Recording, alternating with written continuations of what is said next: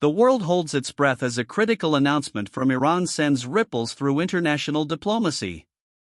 Tehran states affirm no new commitments on its nuclear sites, even as top officials confirm inspectors are finally being invited back. This isn't just a headline, it's a tightrope walk with global security hanging in the balance. How do these two seemingly contradictory statements fit together? What does it truly mean for the future of the nuclear deal and the stability of the Middle East? We're breaking down the top 5 critical points you need to understand this high-stakes game. Get ready, because the clock is ticking. Coming in at number 5, we have the crucial development that inspectors are, indeed, being invited back to Iran's nuclear sites. This comes directly from reports referencing Vance, signaling a significant, albeit partial, step toward transparency. For months, access has been a contentious issue, with monitoring devices switched off and international oversight severely curtailed.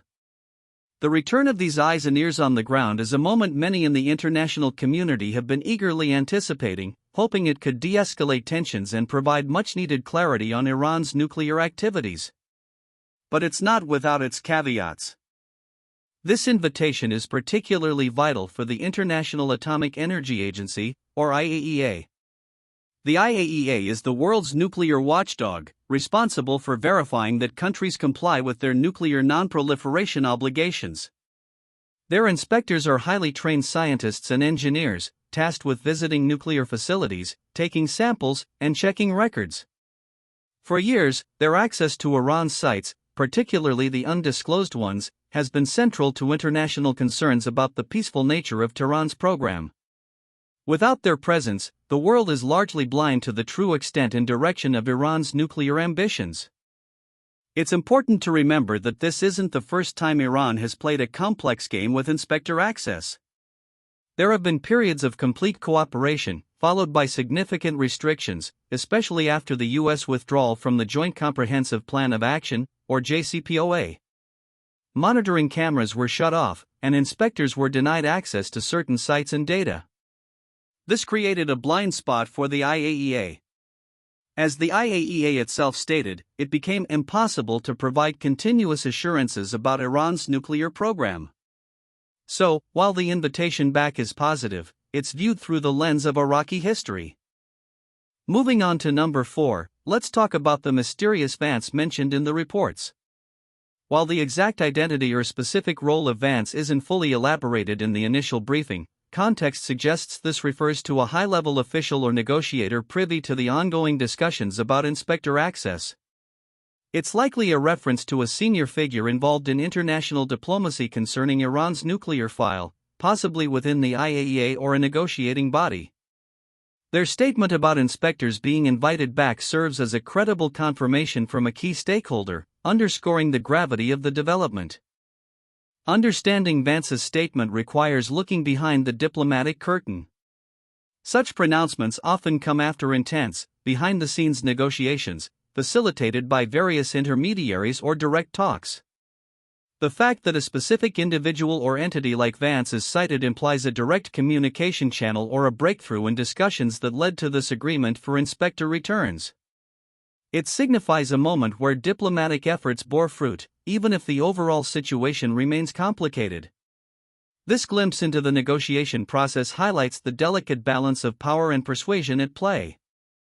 Vance's confirmation acts as a crucial signal to the international community. It suggests a willingness, at least on this particular point, for Iran to re-engage with international oversight. This signaling is important for building confidence, which has been severely eroded over the years. However, the subsequent Iranian statement about no new commitments quickly dampened some of that optimism. It's a classic example of mixed signals from Tehran, keeping both allies and adversaries on their toes, and making the path to any comprehensive agreement incredibly difficult to navigate. At number 3, we confront Iran's unequivocal declaration, no new commitments on nuclear sites. This phrase is loaded with geopolitical significance. It means that while they might allow inspectors back to fulfill existing obligations, Tehran is not agreeing to any additional restrictions or conditions that go beyond what's already stipulated in current agreements, particularly the Non-Proliferation Treaty and any existing safeguards agreements with the IAEA. This stance firmly rebuffs any international pressure to roll back their nuclear program further or accept new intrusive inspections. To properly grasp Iran's statement, we need to define commitments in this context. It's not just about letting inspectors in, it's about the scope of their work. International bodies, particularly Western powers, have often pushed for Iran to adopt the additional protocol, which grants the IAEA broader inspection powers, including access to undeclared sites. Iran's no new commitments essentially says, we'll stick to our basic safeguards agreement, but nothing more. This creates a significant gap between what the international community desires for transparency and what Iran is willing to offer. This firm stance is a calculated move by Tehran. It reflects their desire to maintain leverage in any future negotiations, especially regarding the revival of the JCPOA. By refusing new commitments, Iran aims to signal that its nuclear program development, while under some surveillance, will not be easily reversed without significant concessions from the other side, primarily sanctions relief. It's a strategic position designed to put pressure on Western powers, asserting their right to peaceful nuclear technology while pushing back against perceived overreach. Iran's refusal of new commitments casts a long shadow over ongoing diplomatic efforts to revive the 2015 nuclear deal. Western nations have repeatedly stated that a return to the original deal is no longer sufficient and that a longer and stronger agreement, addressing Iran's ballistic missile program and regional activities, is necessary. Tehran's position directly clashes with these demands, creating a fundamental disagreement that could stall or even completely derail any progress toward a comprehensive resolution. It highlights the deeply entrenched positions on both sides. Sliding into number 2, this entire saga unfolds against the backdrop of the Joint Comprehensive Plan of Action, or JCPOA, the 2015 nuclear deal. The agreement, which offered Iran sanctions relief in exchange for curbs on its nuclear program, has been on life support since the U.S. withdrawal in 2018. The current situation, with inspectors returning but no new commitments, perfectly encapsulates the deal's precarious state. It's a step forward in one aspect, only to be met with resistance in another, leaving the future of the original accord, and any potential successor, hanging by a thread. The original intention of the Biden administration was to return to the JCPOA, but Iran's nuclear program has advanced significantly since 2018. They are now enriching uranium to higher purities and using more advanced centrifuges, well beyond the limits set by the original deal. This makes a simple return to the deal incredibly complicated. Any revival would require Iran to roll back these advancements, which they are hesitant to do without solid guarantees, and for the U.S. to lift sanctions, which they are reluctant to do without stronger assurances. It's a complex, multi-layered puzzle. Beyond the U.S. and Iran, other international players exert significant pressure. European nations, like France, Germany, and the UK, have consistently advocated for a diplomatic solution but are growing increasingly frustrated with the lack of progress. Israel views Iran's nuclear program as an existential threat and has taken covert action to disrupt it. Meanwhile, Russia and China, also parties to the original deal, often side with Iran on issues of sanctions relief. This tangled web of interests makes finding common ground incredibly challenging and prone to external interference. Many experts warn that there's a rapidly approaching point of no return for the JCPOA. As Iran continues to advance its nuclear capabilities, the breakout time, the time it would take to produce enough fissile material for a nuclear weapon, is shrinking. This increases the urgency for a diplomatic resolution. If a deal isn't struck soon, some fear the program could become irreversible, leaving limited options for the international community. This unspoken deadline adds immense pressure to every statement and negotiation, including the current one regarding inspectors and commitments. The breakout time is often cited in weeks to months. And finally, at number 1, we have the most critical takeaway: the escalating stalemate. Iran's latest pronouncements, inviting inspectors back but making no new commitments, perfectly encapsulate a deepening deadlock.